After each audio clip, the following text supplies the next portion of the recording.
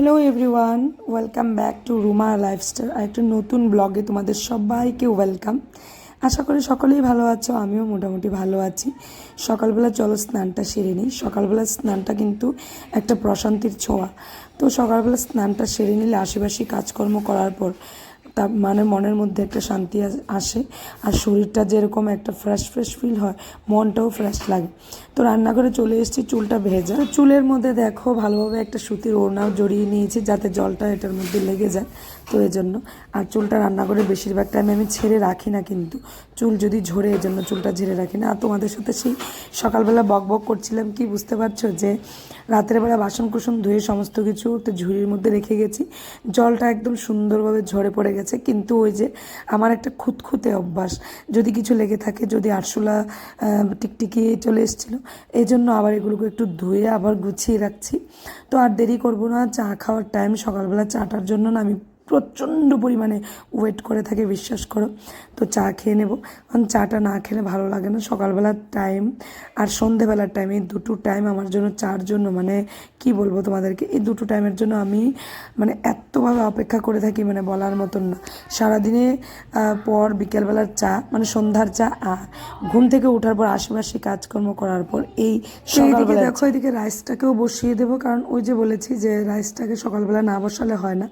তো রাইসটাকেও বসিয়ে দেবো, কারণ একটু টাইম লাগে রাইসটা করতে। তো আমি এদিকে রাইসও বসিয়ে দেবো, এদিকে চাটাও করে নেব। চার জলটা বসিয়ে দিলাম দেখো।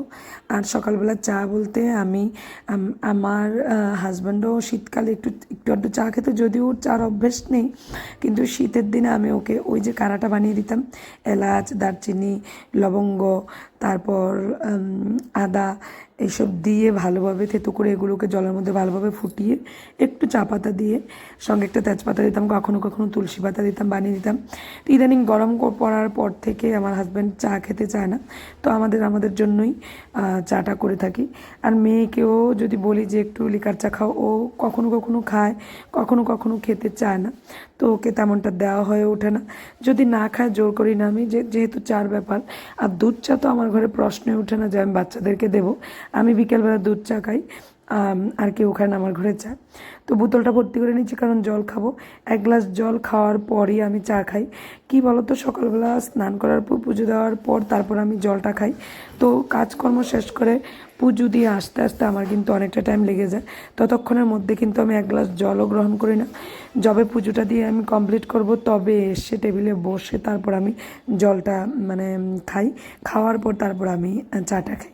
তো এদিকে দেখতে পাচ্ছ যে আলুটাকেও কেটে নেওয়া হয়েছে, আর এদিকে কড়াইতে তেল দিয়ে দিচ্ছি। বাস দুদিকে দুটো কড়াই বসিয়ে দিলাম যাতে রান্নাটা একটু তাড়াতাড়ি করা যায়। তো চাটা দেখো খেতে খেতেই করছি, ওয়েদারটা কিন্তু একদম ক্লাউডি করে আসছিলো, তো তাড়াতাড়ি করে ঘরের লাইটটা না জ্বালিয়ে খেতেই চাটা খেতে খেতেই আমি রান্নাটা শুরু করে দেব। আর বেলাটাও অনেকটা হয়ে যায়, কারণ পুজো দিয়ে আস্তে আস্তে আমার প্রায় 9টা, 9:15 বেজে যায়, কখনো কখনো 9:45 বেজে যায়। 9:15 বেজে গেলে চলে যায়, কিন্তু 9:15 বেজে গেলে প্রচণ্ড পরিমাণে লেট হয়ে যায়। তো ছেলেকে কিন্তু মাঝখান দিয়ে এসে একটু দুধ বিস্কিট খাইয়ে দিতে হয়েছে, কারণ ও প্রচণ্ড বায়না করছিল। তো ভাবছিল ওর বায়না করছে আর পেছন পেছন ঘোরার পর থেকে ঘোরার পর থেকে আমাকে মানে ঘুরতে যাব, এটা ওর পেছন পেছন ঘোরা থেকে আমার সবচেয়ে ভালো হলো যে এক জায়গায় বসে ওকে খাইয়ে দিয়ে আসে, আমার টাইমটাও অনেকটা সেভ হবে। আর এই দিকে দেখো ডাল, মুসুর ডাল নিয়ে এসছে বাজার থেকে। তো মুসুর ডালটাকে একটা জায়গাতে রেখে দিলাম, মানে যেখানে আমি মুসুর ডাল রাখি। তারপর অন্যদিকে আমি মুসুর ডালটাকে ধুয়ে একটু বসিয়ে দিয়েছি কুকারে। এদিকে রাইসও অনেকটা হয়ে গেছে, ওই যে একদম সকাল সকাল বসিয়েছি, খানিকক্ষণ বাদে এসেছি তোমাদের সাথে শেয়ার করতে। ওইদিকে আলু আর ঢ্যাঁড়স ভাজাটাও বসিয়ে দিয়েছি, আলুটা হয়ে গেছে, এখন এদিকে ঢ্যাঁড়সটা বসিয়ে দিয়েছি। আমার ছেলে না বরাবরই ঢ্যাঁড়স খায়, তবে ঢ্যাঁড়সগুলো শক্ত না, নরম নরম যে কচি কচি ঢ্যাঁড়সগুলো আছে, এগুলো যদি ছোট ছোট করে এরকম সাইজ করে ওকে, এই যে ভাজাটা দেখতে পাচ্ছ, এই ভাজাটা খাবে, ও খেতে খুব ভালোবাসে। তবে আমি কি করি, ঢ্যাঁড়স আর আলুটা না একসাথে ভাজি না, আলু ঢ্যাঁড়সটাকে আমি আলাদা আলাদা করে ভাজি, কারণ ঢ্যাঁড়সের দানাগুলো না বের হয়ে যায়। তবে আলু ভাজা হতে হতে ঢ্যাঁড়সটা আলাদা আলাদা ভেজে যখন মিশিয়ে নেবে, তাহলে কিন্তু ভাজাটা মানে ঢেঁড়সটা গলে যায় না। আর আরেকটা কথা, এটার মধ্যে আমি প্রায় সময় কাঁচা লঙ্কা দুটো দিয়ে দিই, কিংবা একটু ভাজাটা যখন হয়ে আসে তখন একটু পেঁয়াজ কুচিয়ে বাস দিয়ে দিই। পেঁয়াজটা একদম ভাজাও হলো না, একটু সেদ্ধ সেদ্ধভাবে থাকলো। লবণ একটু দিয়ে দেবো, কিন্তু হলুদটা দেবো না, বেশ ভালো লাগে খেতে। আর এইদিকে দেখো শুকনো লঙ্কা আর পাঁচফোড়ন দিয়ে আমি আমার ডালটাকে সম্বার দিয়ে নিলাম। একদিকে ভাজা হয়ে গেল, একদিকে ডালও আমার হয়ে গেল। বাস সকালবেলার একটা প্রিপারেশন হয়ে গেল। বাচ্চারা যদি খেতে চায় খেতে পারবে, যদি না খায় না খেলেও কোনো প্রবলেম নেই। ঢেঁড়স আলু ভাজা, ডাল, এটাই কিন্তু সমাপ্তি নয়। এই যে দেখতে পাচ্ছ ঝিঙেগুলোকে ভালোভাবে কেটে নেওয়া হয়েছে। এগুলো দিয়ে আমি রান্না করব একটু লোনা মাছ দিয়ে, বলতে শুটকি। এটা আমাদের এদিকে খুব ফেমাস। আমার রান্না মোটামুটি একটু একটু কমপ্লিট, বলতে ডাল হলো, রান্নাটাই মোটামুটি শেষ হয়ে গেছে। এখন আমি এসে রান্না করব ওই যে লোনা মাছ বলেছি, লোনা মাছ ঝিঙে দিয়ে। তো এসে আবার মাধবকে স্নান দান করাতে হবে, ওকে খাওয়াতে হবে। তার আগে আমার মেয়ের ড্রয়িং ক্লাস আছে, ওকে ড্রয়িং ক্লাসে দিয়ে আসবো। 10টা নাগাদ বাজে, 10:15 বাজে, না 10:06 বাজে। তো এগুলো করে এসে তারপর বাকিটা করি। তো চলো রেডি হয়ে নেই, রেডি হয়ে আগে মেয়েকে দিয়ে আসি।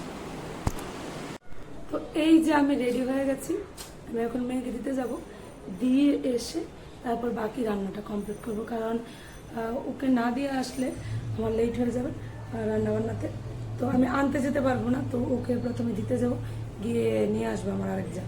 তো দিতে যাই, চলো দিয়ে এসে চলে এসছি। 5 মিনিটের রাস্তা, তবে এই জিনিসটা বানিয়ে নিয়ে এসছি, অনেক দিনের ইচ্ছে ছিল যে এটা রেডি করবো।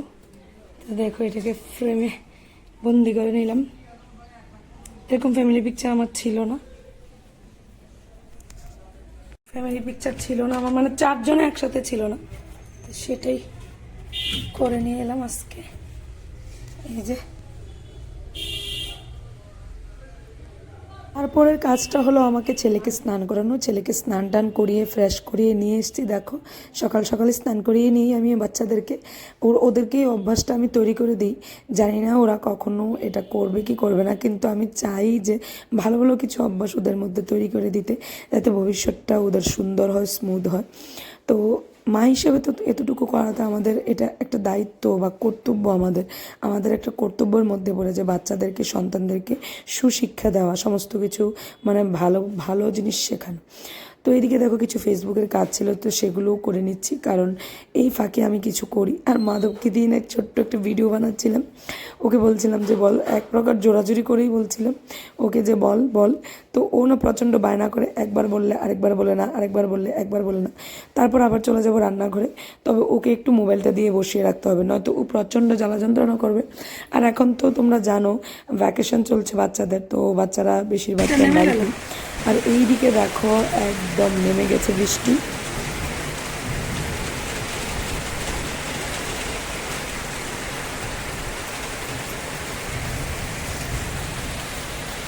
এখন যাব রান্না করতে আবার, আর একটু বাকি রান্না আছে। কি রে এদিকে সমস্ত কিছু জোগাড় করে নিয়েছি। ঝিঙে তো আগেই, এখানে মশলাটা পেস্ট করে নিয়েছি, রসুন, পেঁয়াজ আর কাঁচা লঙ্কা। লোনা শুটকিটা এই হলো লোনা শুটকি, এটা দিয়ে ভর্তা বানাবো, এটাকে ভাঙবো না। তো এটা দিয়ে ঝিঙে দিয়ে রান্না করবো। ঝিঙে দিয়ে এই শীতলটা দিয়ে লেট না করে বসিয়ে দিই, বাস। এই শুটকিটাকে আগে একটু ভেজে নিতে হবে।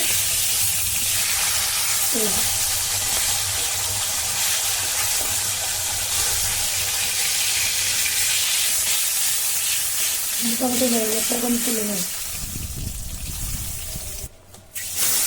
মশলাটা রেডি করেছিলাম, সম্পর্ক দিয়ে দিন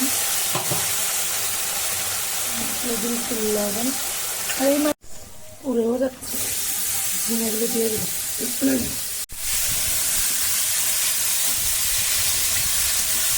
তো বন্ধুরা এই তরকারিটা রান্না করে নেবো। তরকারি বলতে কি এক ধরনের শুটকি ভর্তাই বলতে পারো, ঝিঙে দিয়ে। তো এটাকে রেডি করে নিচ্ছি, বাস এখন বসিয়ে দিয়েছি। রেডি করে বাস বসিয়ে দিয়েছি। আর বেশিক্ষণ টাইম লাগবে না, ঝিঙে তো তাড়াতাড়ি সেদ্ধও হয়ে যায়। তো এই যে দেখো মোটামুটি হয়ে আসছে। তো আজকের জন্য এতটুকুই বন্ধুরা তোমাদের। তো এদিকে বাইরে যেহেতু বৃষ্টি হচ্ছে, আমি তো চা খেতেই হবে, তো চাও এদিকে করছি। তো তো বলছিলাম যে আজকের জন্য এতটুকুই। নেক্সট আরেকটা সুন্দর ব্লগ নিয়ে তোমাদের সামনে হাজির হব। ততক্ষণ পর্যন্ত তোমরা সবাই ভালো থেকো, সুস্থ থেকো। আর প্লিজ একটু ভালো লাগলে লাইক করে দিও। আর যদি আর একটু বেশি ভালো লাগে থাকে তাহলে একটু সাবস্ক্রাইব করবে। আর যদি বেশি ভালো লাগে তাহলে একটু শেয়ার করে দিও। তো টিল দেন বাই বাই, সবাই ভালো থাকবে, সুস্থ থাকবে আর নিজেদের যত্ন নেবে।